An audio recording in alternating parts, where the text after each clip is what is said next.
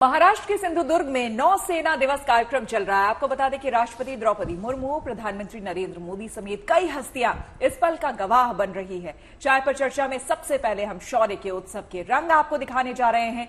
नौसेना दिवस 2023 के कार्यक्रम के विश्लेषण के लिए हमारे साथ रिटायर्ड वाइस एडमिरल सुनील आनंद और रिटायर्ड कोमोडोर जी सिंह भी मौजूद रहेंगे। बिल्कुल, इस अवसर पर छत्रपति शिवाजी की प्रतिमा का अनावरण हो रहा है। नौसेना दिवस के मौके पर भारतीय नौसेना अपने शौर्य, ताकत और रण कौशल का अद्भुत प्रदर्शन कर रही है।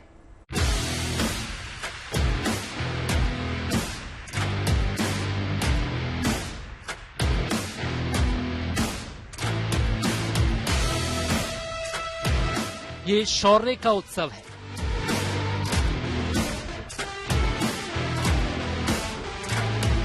महाराष्ट्र के सिंधुदुर्ग में हर तरफ भारतीय नौसेना के जज्बे, जोश और वीरता के रंग बिखरे हैं। नौसेना दिवस के शुभ अवसर पर इन जवानों का जोश देखते ही बन रहा है। बेशक आज समंदर में हिंद की सेना के शौर्य का दिन है। आज की तारीख नौसेना के पराक्रम की गवाही दे रही है। ये वो तारीख है जब 1971 की जंग में नौसेना ने पाकिस्तान के नापाक इरादों को समंदर की गहराइयों में दफन कर दिया था। तब से लेकर आज तक 4 दिसंबर को हर साल नौसेना समंदर में भारतीय शौर्य का पर्व मनाती है। इस साल नौसेना दिवस सिंधुदुर्ग की धरती पर मनाया जा रहा है। यहाँ पर सबसे खास इस साल ये भी है कि छत्रपति शिवाजी महाराज के राज्याभिषेक को हुए 350 वर्ष हुए हैं। वहीं भारतीय नेवी छत्रपति शिवाजी के मार्गदर्शन पर ही चलती है। उन्होंने जो उद्देश्य दिया था, जो नारा दिया था, उसी के नारे पर भारतीय नौसेना काम भी करती है और आगे भी बढ़ती है। पिछले कुछ वर्षों में भारतीय नौसेना की ताकत कई गुना ज्यादा बढ़ी है और हर साल जब भी नौसेना दिवस मनाया जाता है तब भारतीय नौसेना अपने शक्ति का प्रदर्शन करती है। इस बार शौर्य का ये उत्सव सिंधुदुर्ग में मनाया जा रहा है, जहां प्रधानमंत्री नरेंद्र मोदी की मौजूदगी में छत्रपति शिवाजी महाराज की प्रतिमा का अनावरण हो रहा है और भारतीय नौसेना अपने शौर्य और ताकत का अद्भुत प्रदर्शन कर रही है। नौसेना दिवस के अवसर पर हर साल भारतीय नौसेना के जहाज, पनडुब्बी, विमान और विशेष बल अपनी कार्यकुशलता और रणकौशल का परिचय देते हैं। इस दौरान लोगों को नौसेना के मल्टी डोमेन ऑपरेशन के अलग अलग पहलुओं को देखने का मौका मिलता है और नौसेना के बारे में उनकी जानकारी बढ़ती है। हर साल नौसेना दिवस पर भारतीय नौसेना अपनी ताकत का प्रदर्शन करती है और लोगों को और दुश्मनों को ये बताती है कि भारतीय नौसेना कितनी शक्तिशाली है।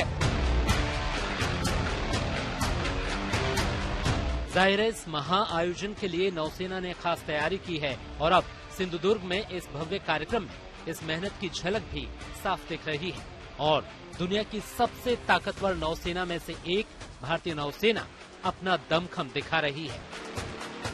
सिंधुदुर्ग से पारस दामा के साथ bureau report, good news today.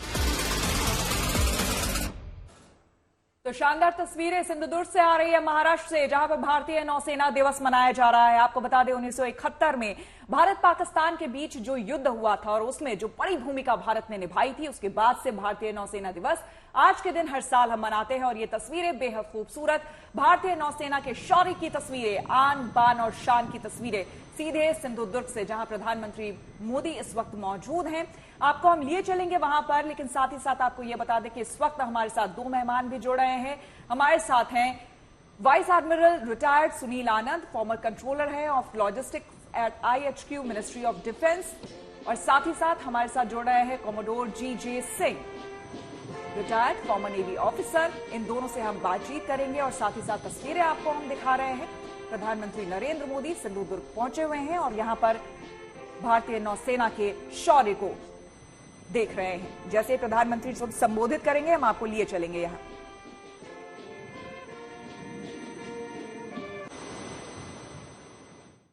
आपको प्रकृति का उत्सव भी दिखा देते हैं। रुक करते हैं हसीन वादियों का, जहां बर्फबारी से मौसम सुहावना हो गया है। प्रकृति ने जम्मू कश्मीर, हिमाचल और उत्तराखंड के ऊंचाई वाले इलाकों का अनोखा श्रृंगार किया है। बर्फ गिरने से आपको बता दें कि बर्फ गिरने से इन इलाकों में पर्यटकों की दिली इच्छा पूरी हो गई है, इसलिए बड़ी संख्या में सैलानी इन इलाकों का रुख कर रहे हैं। हालांकि पहाड़ी राज्यों में बर्फबारी का असर अब मैदानी इलाकों में महसूस होने लगा है। उत्तर भारत में कड़ाके की सर्दी का एहसास होने लगा है।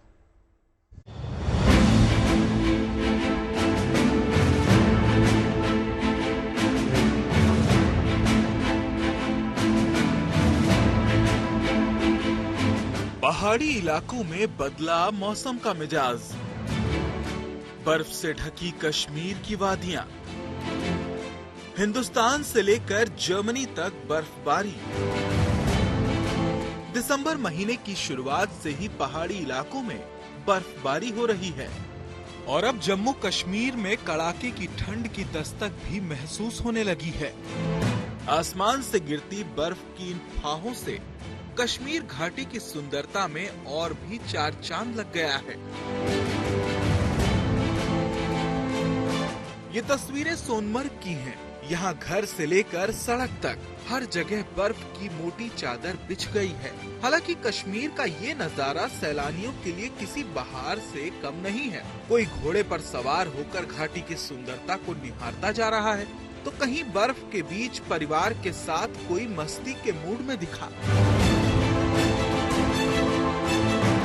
बर्फबारी का कुछ ऐसा ही नजारा पुंछ में भी है। यहाँ स्नोफॉल के बाद मुगल रोड पर मानो बर्फ की सफेद चादर बिछ गई है और सिर्फ रोड ही नहीं, सड़क के दोनों ओर सिर्फ बर्फ ही बर्फ दिखाई दे रही है।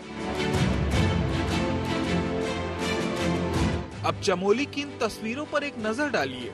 चट्टानों के बीच दर्रों में पानी की एक एक बूंद बर्फ की शक्ल ले चुकी है। नीति घाटी में झरनों का पानी भी अब जमने लगा है। यहाँ ऊंचाई वाले इलाकों में तापमान -10 डिग्री से भी ज्यादा गिर चुका है।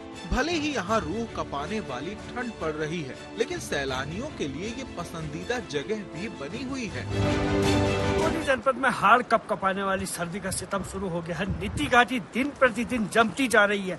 नीति घाटी की ये तस्वीर है, जो बहते झरने हैं अब पूरी तरह से फ्रीज होते हुए दिखाई दे रहे हैं। ऊपर से जो भी पानी इस झरने से बहता था वो अब पूरी तरह यहाँ पे कठोर हो चुका है। ठंड भी इसके चलते बहुत जबरदस्त है, क्योंकि तापमान यहाँ पे दिन के समय में भी -10 तक लुढ़का हुआ है। ऐसे में हर तरफ पानी की बूंद बूंद यहाँ पे जमी हुई दिखाई दे रही है। पहाड़ों पर हो रही बर्फबारी से अब मैदानी इलाकों में भी सर्दी का सितम शुरू हो गया है। सुबह शाम सड़कों पर कोहरा नजर आ रहा है। उत्तर भारत के कई इलाकों में हल्की फुल्की बारिश भी हो रही है। ऐसे में आने वाले दिनों में तापमान में और भी गिरावट हो सकती है। सात समंदर पार जर्मनी में भी भीषण बर्फबारी हो रही है।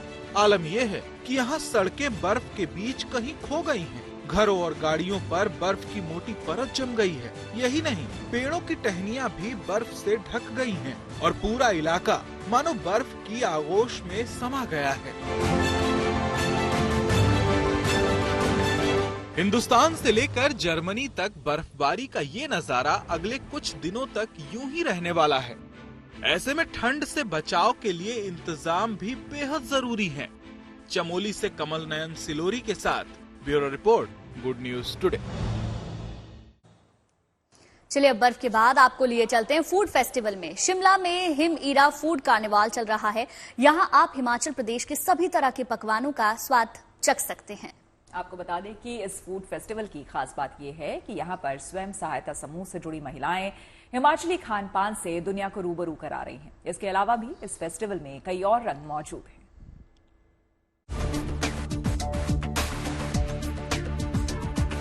हिमाचल प्रदेश की राजधानी शिमला वैसे तो अपनी खूबसूरत वादियों के लिए दुनिया भर में मशहूर है, लेकिन यहाँ इन दिनों फूड फेस्टिवल के रंग भी नजर आ रहे हैं। शिमला के रिज मैदान पर हिम ईरा फूड कार्निवल का आगाज हुआ। इस फूड फेस्टिवल में हिमाचल प्रदेश के सभी जिले के अलग अलग स्टॉल लगाए गए हैं, जिस पर हर जिले के तरह तरह के व्यंजन परोसे जा रहे हैं और लोग इस जश्न जायका में हिमाचली खान पान का लुत्फ भी उठा रहे हैं। सेल्फ हेल्प ग्रुप्स को भी यहाँ पे सबको जो यहाँ जगह दी गई है, क्योंकि NRLM के तहत जो है वो अपने सामान बनाते हैं और जिसकी मार्केटिंग जो है ऑल ओवर इंडिया भी होती है। अभी ऑनलाइन भी जो है वो शुरू करी है, थोड़ी सी उसको आगे ले जाने का हमारा सपना भी है। हिम ईरा फूड कॉर्नर। केंद्रीय मंत्रिमंडल के मेरे सहयोगी राजनाथ सिंह जी, नारायण राणे जी, उप मुख्यमंत्री देवेंद्र फडणवीस जी, अजित पवार जी, सीडीएस जनरल अनिल चौहान जी, नौसेना प्रमुख एडमिरल आर हरिकुमार, नौसेना के सभी साथी और सभी मेरे परिवारजन, आज 4 दिसंबर का ये ऐतिहासिक दिन हमें आशीर्वाद देता है। सिंधु दुर्ग का ऐतिहासिक किला, मालवण तारकर्ली का ये खूबसूरत किनारा, चारों ओर फैला छत्रपति वीर शिवाजी महाराज का प्रताप, राजकोट फोर्ट पर उनकी विशाल प्रतिमा का अनावरण और आपकी ये हुंकार हर भारतवासी को जोश से भर रही है। आपके लिए ही कहा गया है, चलो चलो नई मिसाल हो, बढ़ो नया कमाल हो, झुको नहीं, रुको नहीं, बढ़े चलो, बढ़े चलो। मैं नौसेना परिवार के सभी सदस्यों को नेवी डे पर विशेष रूप से बधाई देता हूं। आज के दिन हम उन शूरवीरों को भी प्रणाम करते हैं जिन्होंने मातृभूमि के लिए अपना सर्वोच्च बलिदान दिया है। साथियों, आज सिंधु दुर्ग की इस वीर भूमि से देशवासियों को नौसेना दिवस की बधाई देना वाकई अपने आप में बहुत बड़े गौरव की घटना है। सिंधु दुर्ग के ऐतिहासिक किले को देखकर हर भारतीय गर्व से भर जाता है। छत्रपति वीर शिवाजी महाराज जानते थे कि किसी भी देश के लिए समुद्री सामर्थ्य कितना जरूरी होता है। उनका उद्घोष था, जलमेव यस्य बलमेव तस्य, यानी जो समुद्र पर नियंत्रण रखता है वह सर्वशक्तिमान है। उन्होंने एक शक्तिशाली नौसेना बनाई। कान्होजी आंग्रे हो, मायाजी नाइक भाटकर हो, हीरोजी इंदालकर हो, ऐसे अनेक योद्धा आज भी हमारे लिए बहुत बड़ी प्रेरणा है। मैं आज नौसेना दिवस पर देश के ऐसे पराक्रमी योद्धाओं को भी नमन करता हूं। साथियों, छत्रपति वीर शिवाजी महाराज से प्रेरणा लेते हुए आज भारत गुलामी की मानसिकता को पीछे छोड़कर आगे बढ़ रहा है। मुझे खुशी है कि हमारे नेवल ऑफिसर्स जो अपलेट्स पहनते हैं, अब उसमें छत्रपति वीर शिवाजी महाराज की विरासत की झलक भी देखने को मिलने वाली है। नए एपोलेट्स भी अब उनकी नौसेना के प्रतीक चिन्ह की तरह ही होंगे। ये मेरा सौभाग्य है कि नौसेना के ध्वज को मुझे पिछले वर्ष छत्रपति शिवाजी महाराज की विरासत से जोड़ने का अवसर मिला था। अब एपोलेट्स में भी छत्रपति वीर शिवाजी महाराज का प्रतिबिंब हम सबको नजर आएगा। अपनी विरासत पर गर्व की भावना के साथ मुझे एक और घोषणा करते हुए आज गौरव हो रहा है। भारतीय नौसेना अब अपने रैंक्स का नामकरण भारतीय परंपराओं के अनुरूप करने जा रही है। हम सशस्त्र बलों में अपनी नारी शक्ति की संख्या बढ़ाने पर भी जोर दे रहे हैं।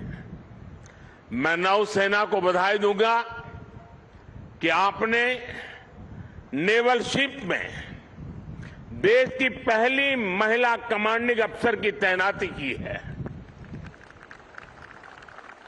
साथियों, आज का भारत अपने लिए बड़े लक्ष्य तय कर रहा है और उसे पाने के लिए अपनी पूरी शक्ति लगा रहा है।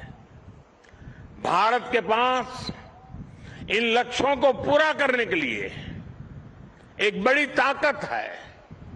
ये ताकत 140 करोड़ भारतीयों के विश्वास की है।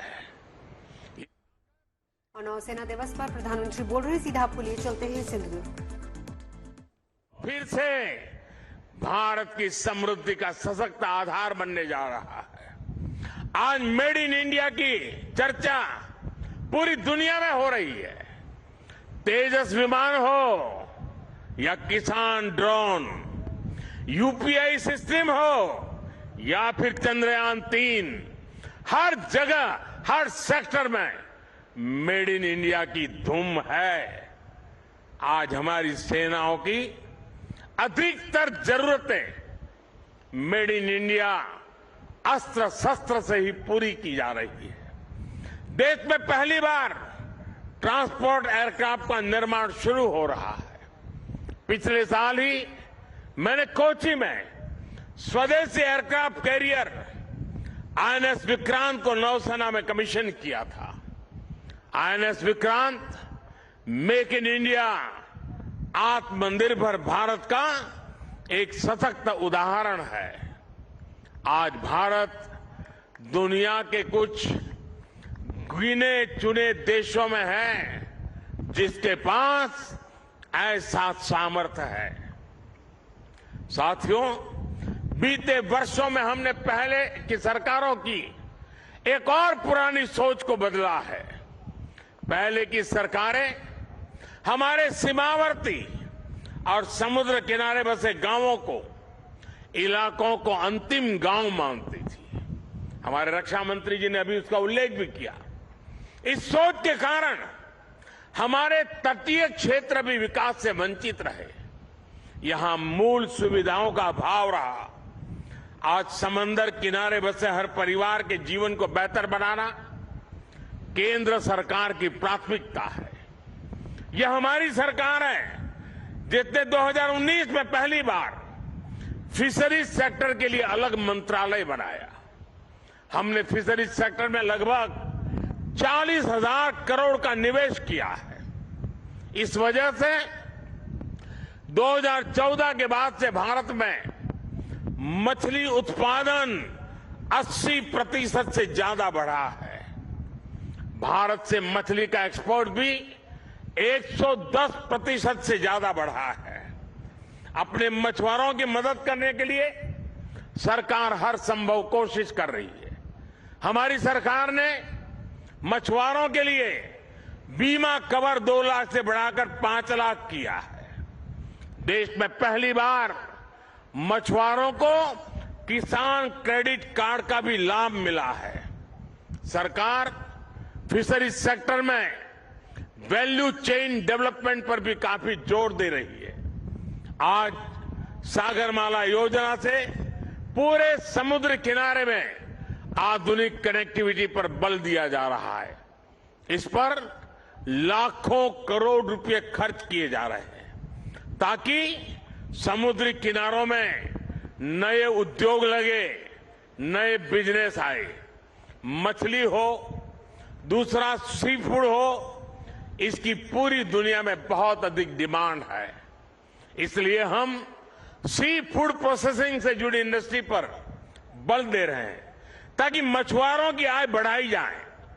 मछुआरे गहरे समंदर में मछली पकड़ सके, इसके लिए वो नावों के आधुनिकीकरण के लिए भी उनको मदद दी जा रही है।